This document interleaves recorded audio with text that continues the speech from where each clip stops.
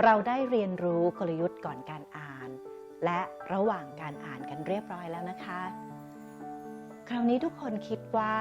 เมื่อเราอ่านหนังสือจบแปลว่าเราสิ้นสุดกระบวนการการอ่านทุกอย่างแล้วใช่ไหมคะ ยังครับพออ่านหนังสือเสร็จผมจะรีบเขียนสรุปเพื่อทบทวนตัวเองแล้วก็เตือนความจำตัวเองด้วยครับ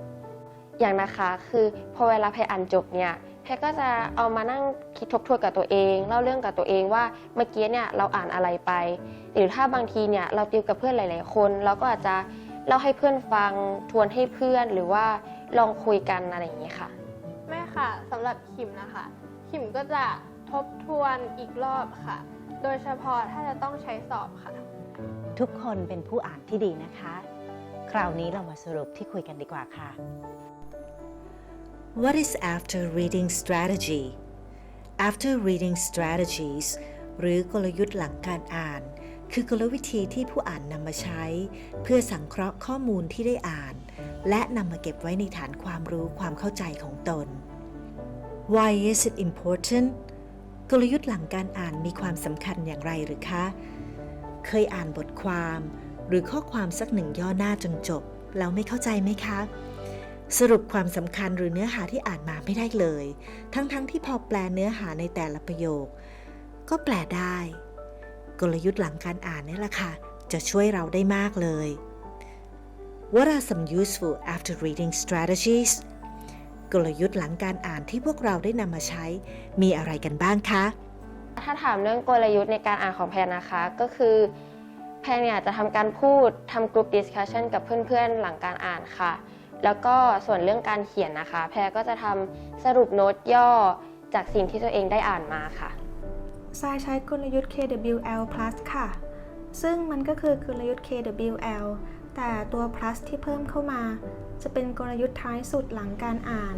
โดยเราจะทำแผนภูมิบทอ่านหรือแผนภาพความคิดเพื่อช่วยในการวิเคราะห์เนื้อเรื่องที่เราอ่านและเพื่อช่วยในการทำสรุปความค่ะกลยุทธ์ก่อนการอ่านระหว่างการอ่านและหลังการอ่านที่ทุกคนนำเสนอมาครูว่าดีมากเลยค่ะและจะเป็นประโยชน์ต่อผู้เรียนทุกคนแต่คราวนี้ครูมีกลยุทธ์หนึ่งเทคนิคหนึ่งที่เราสามารถนำไปใช้ได้ตลอดการอ่านของเราเลยค่ะเรียกว่า SQ3R method Survey Question Read Recite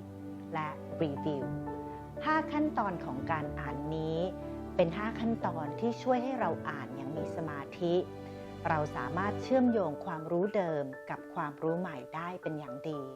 และเกิดประสิทธิผลสูงสุดค่ะ SQ3R method ขั้นตอนที่ 1 การเซอร์เวย์การเซอร์เวย์คือการสกิมดูชื่อเรื่องหัวข้อเรื่องหัวข้อย่อยรวมถึงรูปภาพกราฟตัวพิมพ์ใหญ่อักษรและภาพที่เป็นจุดเด่นของเนื้อหาเหมือนราวกับผู้อ่านกำลังมองผ่านเลนส์จากภาพถ่ายมุมบนการเซอร์เวย์ในช่วงนี้ช่วยให้ผู้อ่านคาดเดาถึงเนื้อหาที่จะอ่านได้พร้อมทั้งเชื่อมโยงสิ่งที่กำลังจะอ่านกับความรู้เดิมที่มีอยู่ในการเซอร์เวย์เราอาจจะนำการสแกนเข้ามาใช้ได้ด้วยเช่นกันค่ะโดยเฉพาะเมื่อผู้อ่านมีประเด็นในการสืบค้นแล้วผู้อ่านก็จะกวาดตาอย่างรวดเร็วและมีทิศทางเพื่อหาประเด็นที่ต้องการอ่านว่าเป็นข้อมูลที่ต้องการอ่านหรือไม่ขั้นตอนที่ 2 การตั้ง question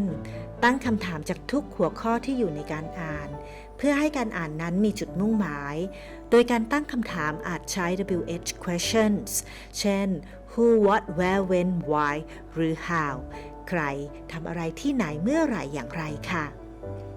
ขั้นตอนที่ 3 การ read เมื่อเริ่มต้นอ่านผู้อ่านจะเก็บคำถามนั้นไว้ในใจเสมอและผู้อ่านจะมีความกระตือรือร้นที่จะพยายามหาคำตอบสำหรับหัวข้อคำถามที่ตนได้ตั้งไว้ตลอดการอ่านขั้นตอนที่ 4 การ recite การรำพึงและพูดคำถามและคำตอบกับตนเองตลอดการอ่านโดยเลือกใช้ภาษาเป็นคำพูดของตนหรือจะทดแทนด้วยวลีที่ใกล้เคียงกับภาษาของผู้เขียนให้มากที่สุดในบางครั้งการจดโน้ตและการเขียนคำถามคำตอบที่เป็นคำและวลีสำคัญดึงนำออกมาวางไว้ในโน้ต จะช่วยผู้อ่านเข้าใจในสิ่งที่อ่านได้ดียิ่งขึ้น